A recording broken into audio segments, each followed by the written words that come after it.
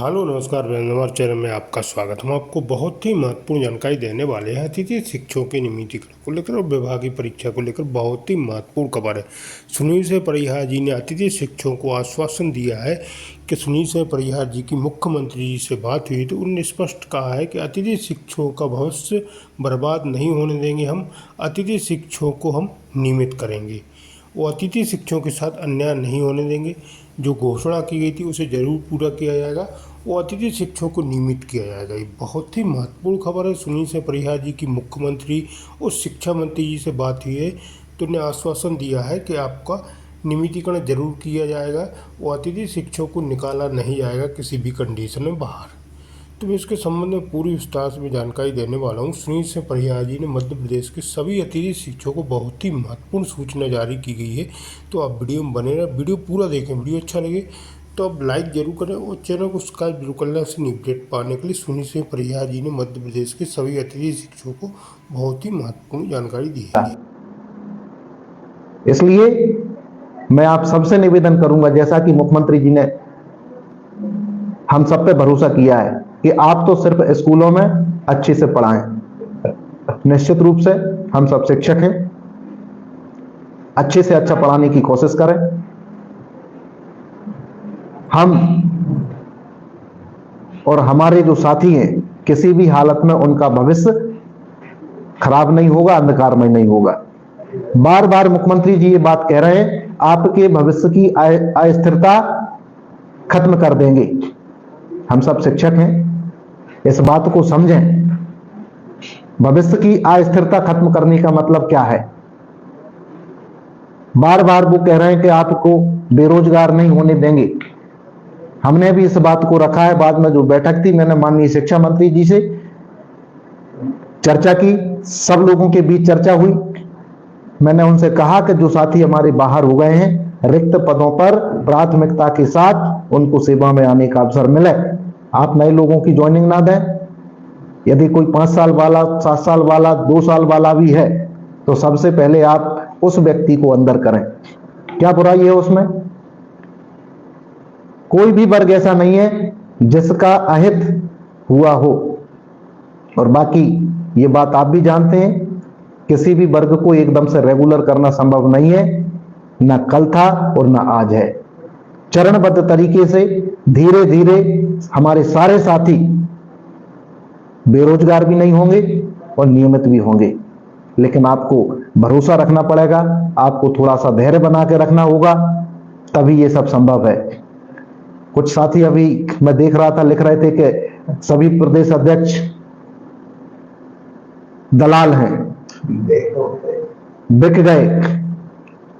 आप लोगों को, ऐसे लोगों को मैं कहना चाहता हूं कि आप लोगों को शर्म आना चाहिए। जितने भी प्रदेश अध्यक्ष थे, जितने भी प्रदेश के पदाधिकारी थे, आपने उनसे कभी नहीं पूछा होगा कि आप भाई साहब महीने में कितने दिन भोपाल जाते हो, कैसे जाते हो, कैसे खाते हो, कैसे रहते हो। यदि दलाली करते, दलाली करना होता तो सड़क पे नहीं घूमते। हम भी 10-20 लाख की गाड़ी में घूमते।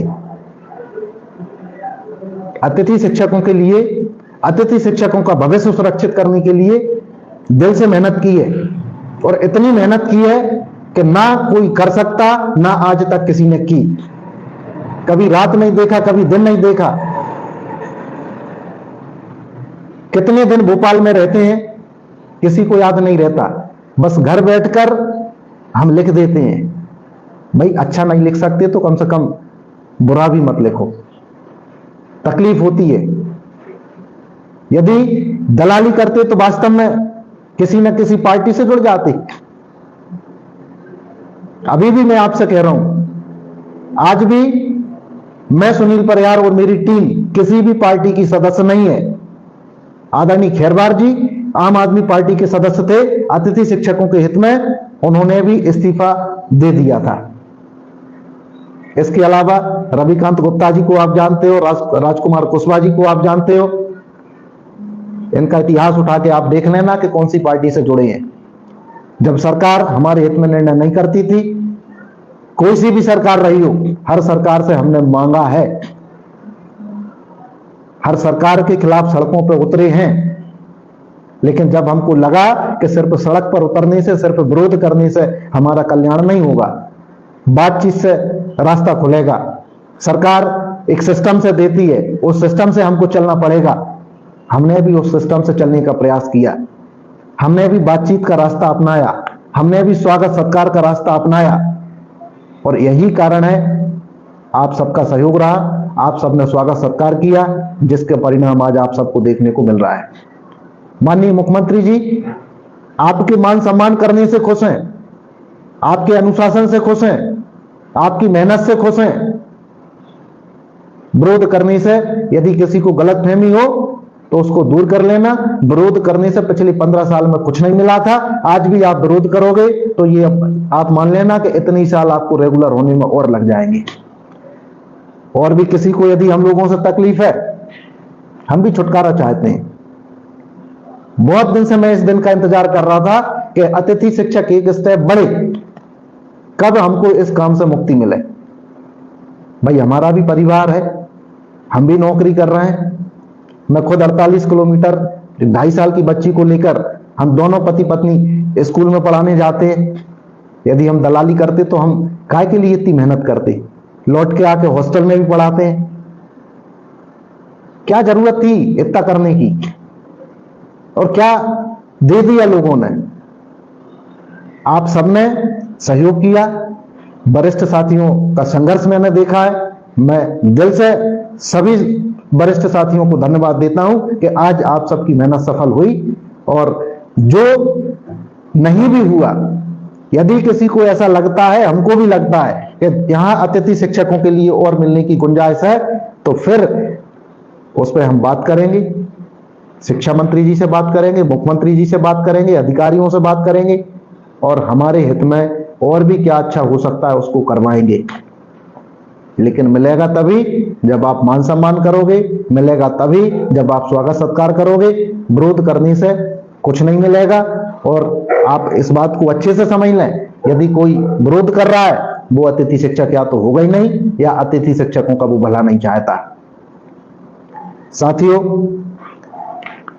मैंने आपको बताया कि फ्रेशर हमारी संख्या बहुत कम है, बेरोजगारों की संख्या बहुत है।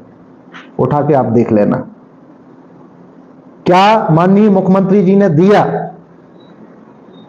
उसका वो विरोध कर रहे हैं। यदि कुछ नहीं दिया होता तो वो काहे को विरोध करते। कॉमन सेंस से आप लोग सोचना, यदि कुछ नहीं दिया होता तो वो विरोध क्यों करते। वो आपका विरोध कर रहे हैं क्योंकि आपको बहुत कुछ दे दिया। सरकार आपके हित में नियमों को शिथिल करने तैयार है। सरकार आपके हित में नए नीति नियम बनाने तैयार है। और हमको बहुत अच्छे से पता था, क्योंकि अधिकारियों से जब भी चर्चा होती थी एक ही बात आती थी, यदि सरकार आपके लिए नियम बनाएगी, सरकार आपके लिए नीति बनाएगी, तभी आपका भला संभव है, नहीं तो अभी कभी आपका भला हो ही नहीं सकता। बहुत बड़ी बात है, आज मध्य प्रदेश सरकार